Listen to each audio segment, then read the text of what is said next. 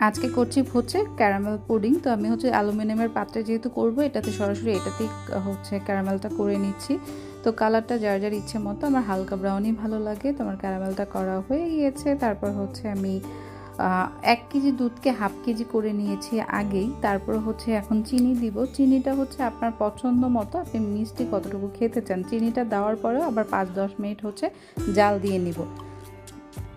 তারপর হচ্ছে 3টা ডিম নিলাম, ফেটিয়ে নিব। তারপর এটাতে দিব হচ্ছে আমি ভ্যানিলা এসেন্স। তারপরে হচ্ছে দিয়ে দিব হচ্ছে সেই জাল দেওয়া দুধটা দিয়ে আমি হ্যান্ড ব্লেন্ডার দিয়ে 2-3 মিনিটের মতো ব্লেন্ড করে নিয়েছি। তারপর ছেঁকে পাত্রে দিয়ে দিলাম।